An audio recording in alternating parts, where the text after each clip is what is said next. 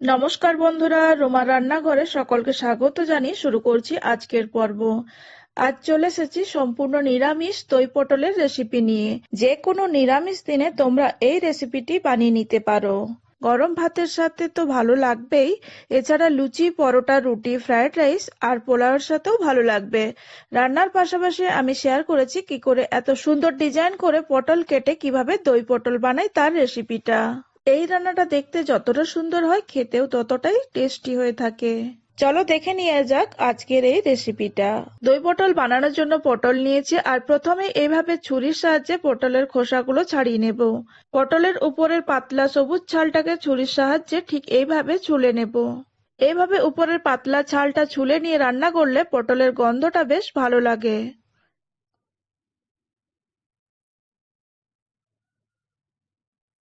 খুব ভালোভাবে সমস্ত পটলের গা থেকে ছুরির সাহায্যে ঘষে ঘষে এইভাবে ছালটাকে ছুলে নিয়েছি। ছুরির ডগার সাহায্যে একটা ডিজাইন বানিয়ে নেব। তারপর ঠিক এইভাবে ছুরির সাহায্যে আড়াআড়ি ভাবে চিড়ে নেব। একটু ডিপলি ছুরিটা ঢুকিয়ে কেটে নিতে হবে।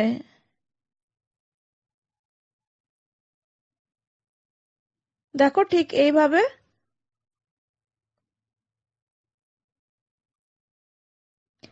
পটলের এক পাশটা প্রথমে চিড়ে কেটে নিতে হবে।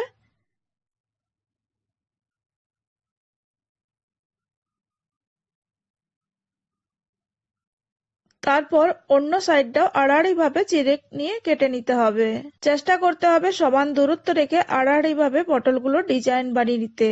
পটলের মাঝখানটা ফাঁকা রেখে দুপাশটাতে ঠিক এইরকম ভাবে ডিজাইন বানিয়ে নিলাম। বটির সাহায্যে খুব ভালোভাবে এই ডিজাইনটা করা যায়। আমি এখানে ছুরিতে কিভাবে ডিজাইনটা বানাবে সেটাই দেখিয়েছি। ঠিক একইভাবে সমস্ত পটলগুলোর গায়ে ডিজাইন বানিয়ে নেব। খুব সহজভাবে ভিডিওটা দেখে তোমরা পটলের গায়ে এইরকম ভাবে ডিজাইন বানিয়ে নিতে পারবে। এই অবস্থায় আমি পটলটাকে খুব শক্তভাবে ধরে রেখেছি। একটু সময় নিয়ে যত সুন্দরভাবে এই ডিজাইনটা বানাবে, পটল রান্নার পর দেখতে তত সুন্দর লাগবে।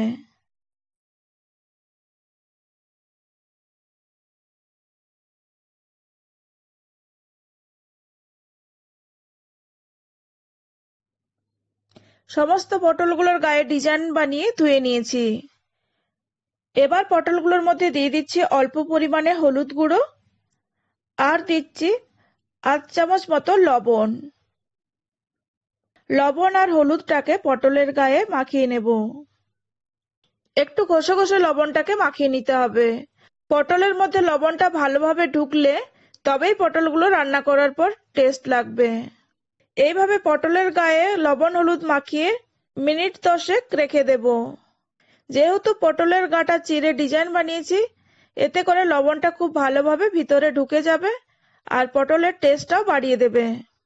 এবার পটলগুলো ভাজার জন্য একটা প্যান নিয়ে নিয়েছি। প্যানটা গরম হয়ে গেলে এতে দিয়ে দেব সর্ষের তেল। এই রান্নাটা সর্ষের তেলেই খুব বেশি ভালো লাগে, আর সর্ষের তেলের পরিমাণটা একটু বেশি পরিমাণেই দেব। তোমরা যদি তেল খেতে পছন্দ না করো তাহলে তেলের পরিমাণটা কম দিতে পারো। তবে একটু বেশি পরিমাণে তেল দিয়ে পটল ভেজে রান্না করলে পটল রান্নার স্বাদটা বেশি ভালো লাগে। এই পর্যায়ে তেলটা খুব বেশি গরম করার প্রয়োজন নেই, তাই তেলের মধ্যে দিয়ে দিলাম লবণ হলুদ মাখানো পটলগুলো। পটলগুলো একটু সময় নিয়ে মিডিয়াম টু লো ফ্লেমে গ্যাসটাকে রেখে ভেজে নিতে হবে। এবার এগুলোকে ঢাকনা চাপা দিয়ে রেখে দেব। একদিকে পটলগুলো ভাজা হতে থাক, অন্যদিকে রান্নার মশলাগুলো রেডি করে নিতে হবে। এখানে আমি দই পটলের মেন উপকরণ দই নিয়ে নিয়েছি 1 কাপ পরিমাণ। দইয়ের মধ্যে দিয়ে দিলাম স্বাদ অনুযায়ী লবণ, আর দিলাম স্বাদ অনুযায়ী অল্প পরিমাণে চিনি।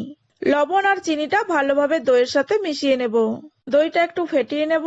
দেখো লবণ আর চিনিটা খুব ভালোভাবে দইয়ের সাথে মিশে গেছে। এবার এটা সাইডে রেখে একটা মশলার ঘোল বানিয়ে নেব। তার জন্য একটা বাটি নিয়ে নিয়েছি, এতে দিয়ে দেবো 1/2 কাপ মতো জল। এবার এতে এক এক করে গুঁড়ো মশলাগুলো দিয়ে দেব।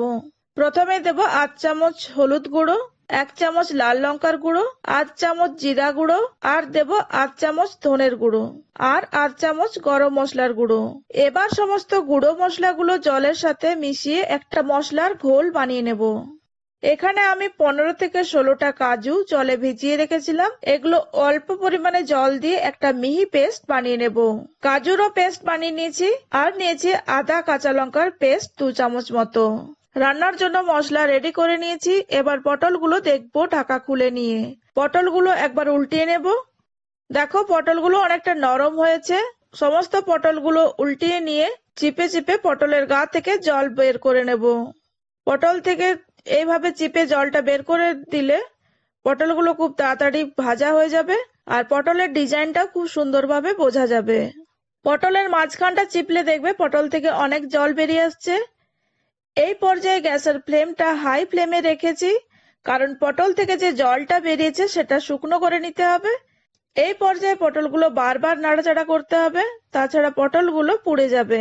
একটু সময় নিয়ে পটলগুলো ভেজে নিতে হবে। তোমরা যখনই পটলের যে কোনো রেসিপি বানাবে তখন অবশ্যই কিন্তু পটলগুলো একটু বেশি তেলে ভালো করে ভেজে রান্না করবে।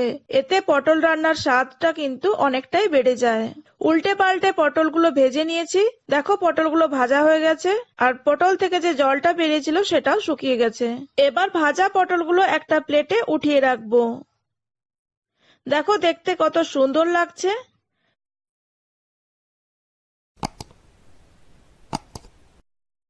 এবার ওই তেলের মধ্যে দিয়ে দিচ্ছি ফোড়নে 4টা লবঙ্গ, কয়েক টুকরা দারচিনি, 4টা এলাচ নিয়েছি। এলাচের মুখটা খুলে দিয়েছি। একটা শুকনো লঙ্কা নিয়েছি আর নিয়েছি 2টো তেজপাতা।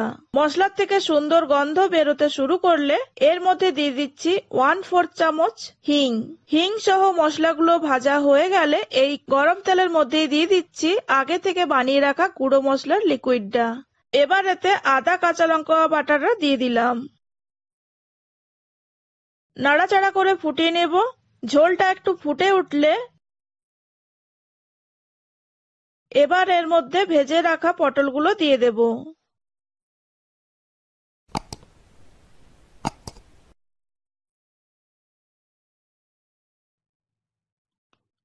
এবার এতে দিয়ে দেব অল্প পরিমাণে জায়ফলের গুঁড়ো।